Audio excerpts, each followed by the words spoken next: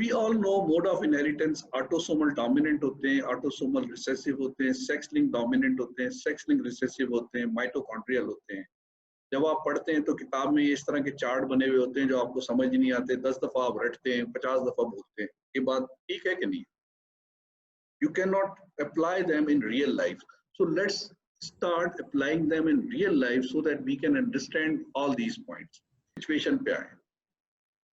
अब ये दो आपके पास पेडिग्री हैं, आपने इन्हें इंटरप्रेट करना है। और प्लीज आप मुझे बताएं, अपना वीडियो ऑन कीजिए। जी सर। बताइए, ये जो दो पेडिग्री आप देख रहे हैं, इन पेडिग्री जी सर। तो एक बुनियादी फर्क, कैन यू आइडेंटिफाई बुनियादी फर्क क्या है इन दोनों पेडिग्री में? जैसे फर्क बताइए जो आपको नजर आ रहा है। एक पीला है और एक नीला है। जो लेफ्ट साइड, जी सर, जो लेफ्ट साइड येलो और रेड है उसमें जस्ट वन इफेक्टेड मेल है। तो आप इसको दूसरी तरीके से कोई और बात भी इसके देखें ना। बात यह है कि जब आप देख रहे हैं ना चीज, आपको काम की बात आइडेंटिफाई करनी है। इसमें एक काम की बात आपको आइडेंटिफाई करनी है, वो ये है सर उसके अलावा सर डेथ, कुछ इंडिविजुअल्स जो हैं उनकी डेथ भी पहले हो चुकी है प्रीवियसली।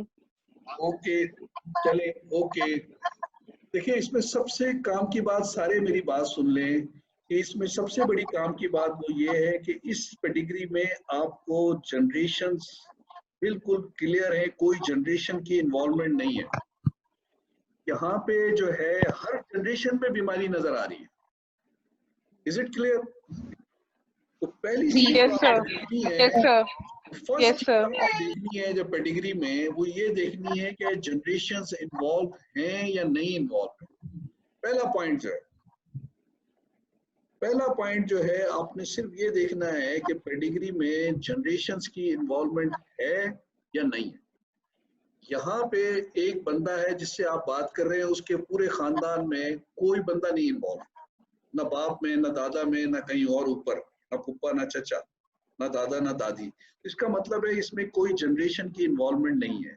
लेकिन यहाँ पे अगर ये दाखिल है, इससे बात कर रहे हैं, तो इसकी दोनों बहनें भी अफेक्टेड है, इसका बाप भी अफेक्टेड है, इसकी पुप्पी भी अफेक्टेड है, इसके दादा भी अफेक्टेड है। तो ये जनरेशंस में इन्वॉल्वमेंट है। तो सबसे जो पहला पॉइंट है वो आपने ये देखना है कि जनरेशंस में इन्वॉल्वमेंट है या नहीं। Is it clear? कोई कंफ्यूजन? Yes sir. अच्छा, यस सर। जब कोई कंफ्यूजन नहीं है, अब आप आगे चले कि जब आप देखते हैं कि यहाँ पे जनरेशन में कोई इन्वॉल्वमेंट नहीं है, तो सिर्फ एक पॉसिबिलिटी है इसके अंदर, या मैक्सिमम दो पॉसिबिलिटी है। वो ये है कि या तो ये डिजीज जिसमें कोई जनरेशन इन्वॉल्वमेंट नहीं है, ये सिर्फ दो पॉसिबिलिटी है, या तो ये ऑटोसोमल रिसेसिव है या फिर कोई ये म्यूटेशन हो गई है, इसी वजह से खानदान में कोई दूसरे में आपको कोई नहीं मिला। ऑटोसोमल रिसेसिव क्यों है कि इसके जो फैमिली मेंबर्स हैं वो सारे के सारे, हो सकता है कैरियर हो, माँ बाप दोनों कैरियर हैं, वो नजर नहीं आ रहे। तो आपके लिए वो नॉर्मल बंदे हैं, जो मैंने पहले पॉइंट आपको बताया है कि कैरियर आपको नजर नहीं आते। तो ऑटोसोमल रिसेसिव डिजीज में आपको जनरेशन में कोई केस नहीं मिलता, वो एक स्पोरेडिक इंडिविजुअल केस होता है, या उसके दूर परे रिश्तेदारों में कोई डिजीज मिलती है, लेकिन उसके खानदान में बाकी सब नॉर्मल होते हैं। वो बेचारा बहुत अनलकी होता है कि उसको वो डिजीज हो गई है, क्योंकि वो ऑटोसोमल रिसेसिव है, दोनों माँ बाप उसके अफेक्टेड हैं, और उस बेचारे के अंदर दोनों खराब जीन्स जो है ना मिल गए, इस वजह से उसे बीमारी हो गई। तो या तो ये म्यूटेशन है इसके अंदर, या फिर ये ऑटोसोमल रिसेसिव है। वो आपको जीन्स स्टडी करेंगे तो फिर आपको पता चलेगा कि कैरियर्स इतने हैं, तो फिर आपको पता चल जाएगा ये ऑटोसोमल रिसेसिव है। तो फर्दर जेनेटिक स्टडी करेंगे तो आपको पता चलेगा ये म्यूटेशन है। इज इट क्लियर और not? Yes sir, clear. Clear है ना? अच्छा, यस सर। अब यहाँ पे आए तो इसमें जनरेशंस चूंकि इन्वॉल्व हैं, तो एक बात क्लियर हो गई कि ये ऑटोसोमल रिसेसिव नहीं है, ये कोई म्यूटेशन नहीं है। The moment you see generations, you can immediately decipher it कि भाई ये ऑटोसोमल रिसेसिव नहीं है, इसमें कोई म्यूटेशन नहीं है, ये कोई ना कोई डोमिनेंट डिजीज है या सेक्स लिंक्ड डिजीज है। ठीक है, क्लियर है कि नहीं बात? अब यस सर, क्लियर। अब ये कैसे डिसाइफर करें कि ये है कौन सी? तो अब मैं आपको आगे दिखा रहा हूं, ये दो चार्ट्स हैं।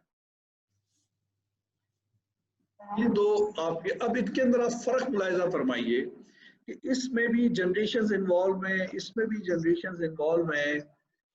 अमीना आप बताइए अपना, दोनों में जनरेशंस हैं, इसकी कहानी सुनाए, इसकी कहानी सुनाए, इनमें बुनियादी फर्क। Can you identify one difference?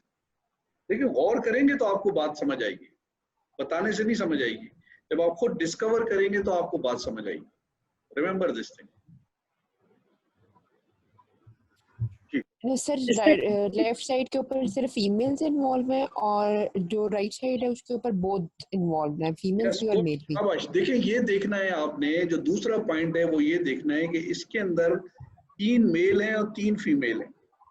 यहाँ पे 1 मेल है, 4 फीमेल है, तो यहाँ पे मेल फीमेल रेशो बराबर है, यहाँ पे मेल फीमेल रेशो में फीमेल रेशो बड़ी भी है। तो दूसरा पॉइंट जो आपने नोट करना है वो ये है कि जब आप देखते हैं कि जनरेशंस में इन्वॉल्वमेंट है तो आपने ये देखना है कि मेल फीमेल रेशो क्या है। दूसरा पॉइंट आपने ये डिस्कवर करना है। तो ओनली 2 पॉइंट्स। थर्ड पॉइंट अभी हमें आते हैं। पहला पॉइंट है कि हमने ये देखना है कि मेल फीमेल क्या कहते हैं, जनरेशंस इन्वॉल्वमेंट है या नहीं है। जनरेशंस इन्वॉल्वमेंट आपको नजर नहीं आई तो बात क्लियर हो गई, ये ऑटोसोमल रिसेसिव है या फिर ये म्यूटेशन है। जब आपने जनरेशन में देखी तो आपने ये चेक करना है कि मेल फीमेल रेशो क्या है। मेल फीमेल रेशो अगर बराबर है तो इसका मतलब है ये ऑटोसोमल डोमिनेंट है, और अगर फीमेल ज्यादा है तो इसका मतलब है ये सेक्स लिंक्ड डोमिनेंट है।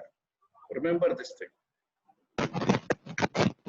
से आपको पता चलेगा मेल फीमेल रेशो से, मेल फीमेल बराबर हैं तो ये ऑटोसोमल डोमिनेंट है, अगर फीमेल ज्यादा है तो ये सेक्स लिंक डोमिनेंट है, और अगर मेल ज्यादा है तो ये सेक्स लिंक रिसेसिव है। इतनी सी बात, सिर्फ 2 बातों से आप you can interpret all sort of pedigrees. Generations में देख रहे हैं यहाँ पे क्या है, इस खातून के एक एक्स क्रोमोसोम्स में प्रॉब्लम है, दूसरा नॉर्मल है, एक्स लिंक डोमिनेंट है, तो ये हेट्रोजाइगस स्टेट में भी इसकी डिजीज मौजूद है। अब जब इसके बच्चे हुए तो इसका जो नॉर्मल एक्स था वो इस मेल में चला गया, ठीक है ना, और इसका जो एबनॉर्मल एक्स था इस मेल में चला गया, इसका ये एबनॉर्मल एक्स इस फीमेल में चला गया, ठीक है ना। जब मेल में आया तो उसने अपना जो एबनॉर्मल एक्स था वो हर फीमेल में दिया, तो फीमेल की जो परसेंटेज थी वो बढ़ गई। जब भी मेल अफेक्टेड होगा उसकी हर बेटी अफेक्टेड होगी, क्योंकि वो अपना एबनॉर्मल एक्स क्रोमोसोम उनको देगा ही देगा। तो जो एक्स लिंक डोमिनेंट कंडीशन होगी उसके अंदर फीमेल्स ज्यादा होंगी, जो ऑटोसोमल डोमिनेंट होगी उसमें मेल टू फीमेल रेशियो बराबर होगा। एक और चीज आपने देखनी है, वो ये देखनी है, थर्ड चीज जो है, पहला आपने देखा जनरेशन इन्वॉल्वमेंट, दूसरा क्या देखा, मेल फीमेल रेशियो, फिर आपने ये देखा कि मेल जो है वो मेल अपने बेटों बेटियों में से कैसे ट्रांसमिट कर रहा है। आप इधर देखें, यहाँ पे जो मेल अफेक्टेड है उसके दोनों बेटे नॉर्मल है, यहाँ पे मेल अफेक्टेड है उसका तो बेटी भी अफेक्टेड है और बेटा भी अफेक्टेड है। तो अगर मेल अफेक्टेड है, अगर वो दोनों को ट्रांसमिट कर रहा है तो ये ऑटोसोमल प्रॉब्लम है। अगर वो सिर्फ फीमेल को ट्रांसमिट कर रहा है, अपने मेल को ट्रांसमिट नहीं कर सकता, कर ही नहीं सकता, वो उसका वाई क्रोमोसोम तो नॉर्मल है, तो मेल टू मेल ट्रांसमिशन नहीं होगी एक्स लिंक डोमिनेंट कंडीशन या एक्स लिंक रिसेसिव कंडीशन, वो सिर्फ फीमेल में ही चलते हैं। ठीक है, आर यू विद मी और नॉट? तो तीसरा पॉइंट क्या देखना है आपने, मेल टू मेल ट्रांसमिशन। पहले आप मैं बताता हूँ, पहला पॉइंट क्या था, जनरेशंस, दूसरा पॉइंट था male to female ratio, third था मेल टू मेल ट्रांसमिशन। यहाँ पे मेल अफेक्टेड था तो इसने मेल और फीमेल दोनों को ट्रांसमिट किया, यहाँ पे मेल अफेक्टेड था तो इसने सिर्फ फीमेल को ट्रांसमिट किया, मेल को ट्रांसमिट नहीं कर सका। तो इसी वजह से जो एक्स लिंक डोमिनेंट है उसके अंदर फीमेल ज्यादा है, और जो ऑटोसोमल डोमिनेंट है उसमें मेल टू फीमेल रेशियो बराबर है। तो 3 चीजें देखी आपने, जनरेशन में involvement, male to female ratio, और ये देखना है कि मेल टू मेल ट्रांसमिशन हुई है या नहीं है। यहाँ जब मेल टू मेल ट्रांसमिशन हो गई तो ये एक्स लिंक नहीं रहा, ये ऑटोसोमल डोमिनेंट, ये पॉइंट है। अच्छा, अब यहाँ पे देखें तीसरी बात, ये कौन सा हो गया ये बताइए। अब इसको अगर आपको पता है तो अब आप यू कैन इंटरप्रेट, ये इसकी इंटरप्रिटेशन क्या होगी? ऑटोसोमल रिसेसिव, शाबाश। यहाँ पे इसको दोबारा देखें, बताएं ये क्या होना चाहिए, क्या है इसमें? X-linked dominant. जस्टिफाई करें X-linked डोमिनेंट क्यों जनरेशंस में है, फीमेल ज्यादा है, और तीसरा पॉइंट क्या है? Male is Male to females transmission only. नहीं है।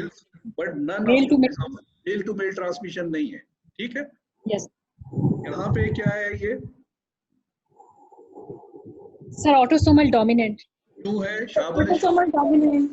अब देखो ना, आप इंटरप्रेट करना शुरू हो गए ना, आपको बात समझ में आई तो। ये क्या है अगेन बताइए? Sir, X-linked dominant. X-linked dominant. ठीक है, इसमें क्या हुआ है?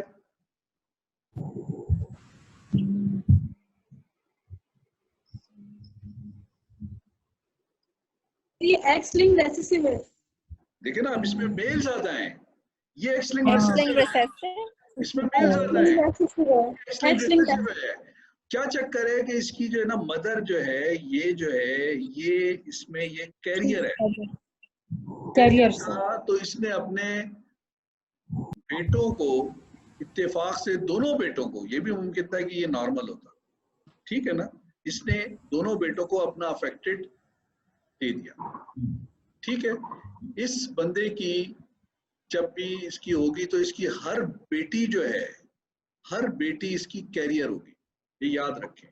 अगर अफेक्टेड मेल होगा तो उसकी हर बेटी कैरियर होगी, और इसी वजह से जब वो कैरियर बेटी किसी मेल को दे देगी तो वो जो है ना अफेक्टेड हो जाएगा, इसलिए मेल जो है ना डोमिनेंस हो जाएगी। जो सेक्स लिंक्ड रिसेसिव डिजीज होती है वो क्या होता है, उसके अंदर मेल परसेंटेज ज्यादा होती है। तो that is the interpretation only based on 3 points: generations, male to female ratio, and वो third thing is male to male transmission. अब ये male affected है तो ये X-linked recessive है, ये हेमीजाइगस है, इसका एक X है और उसी के ऊपर प्रॉब्लम है, ये हेमीजाइगस है, ठीक है ना। तो ये अपनी हर बेटी को कैरियर बना देगा, लेकिन ये अपने बेटे को ट्रांसमिट नहीं कर सकता। लेकिन इसकी जो बेटी होगी हर एक में नहीं जाएगा, I am sorry, 50% of male में जाएगा, क्योंकि अगर वो कैरियर होगी तो उसका नॉर्मल भी मेल में जा सकता है, लेकिन एज ए रिजल्ट जो मेल का रेशियो है ना वो बढ़ जाएगा। Are you with me? कोई confusion so far? No, sir. ठीक है Yes, ना, sir. ये सब आपने पहचान लिए। अब इसके बाद हम इसके ऊपर आते हैं, इस पे जरा गौर करें, इसको समझें और सारे के सारे अपना जवाब लिखें, हम इसे डिस्कस करेंगे। इसको बड़ा गौर से देखें कि ये कौन सा मोड ऑफ इनहेरिटेंस, पिछलों से इस पे क्या फर्क है, ये भी देख के बताइए। जनरेशंस इन्वॉल्व हैं तो क्या निकल गया? ऑटोसोमल रिसेसिव तो नहीं है और वो म्यूटेशन नहीं है। अब आपने देखा इसमें मेल टू फीमेल रेशियो क्या है, तो मेल फीमेल रेशियो कितना है? तकरीबन तीन मेल है, 1 2 3 और 4 फीमेल है। लेकिन तो ये क्या बन गया? ऑटोसोमल डोमिनेंट बन गया अभी तक की डिस्कशन के हिसाब से। Yes, sir. Yes, sir. ठीक है ना। लेकिन इसके अंदर आप एक चीज अजीब व गरीब देख रहे हैं। तीसरी चीज क्या देखनी थी आपने? कि male Transmission of the male. Sir इसके पास हाँ, अब बताएं, मेल टू मेल ट्रांसमिशन क्या, इसमें क्या गड़बड़ नजर आ रही है? आप देखो बहुत डिफरेंट है ये। Sir, मेल आगे ट्रांसमिट नहीं कर रहा। Female आगे ट्रांसमिट ये कर जो रहा है। मेल है ना, ये किसी को भी ट्रांसमिट नहीं कर रहा, और ये जो मदर है इसने हर बच्चे को ट्रांसमिट किया हुआ है, इस मदर ने भी हर बच्चे को ट्रांसमिट किया हुआ है। This is a different story altogether. ये जो है ये एक्स-लिंक्ड डोमिनेंट नहीं है, ये एक चीज और है जिस is known as mitochondrial inheritance. कि वो माइटोकॉन्ड्रिया चूंकि साइटोप्लाज्म में है, तो अगर ओवम में कोई गड़बड़ होती है तो वो उसका साइटोप्लाज्म तो उसके हर बच्चे में जा रहा है ना, चाहे वो मेल हो या फीमेल हो।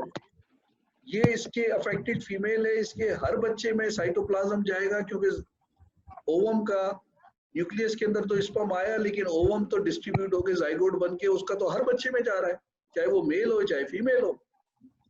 ठीक है, तो उसके हर बच्चे में डिजीज है। ये जो अफेक्टेड फीमेल है, इट इज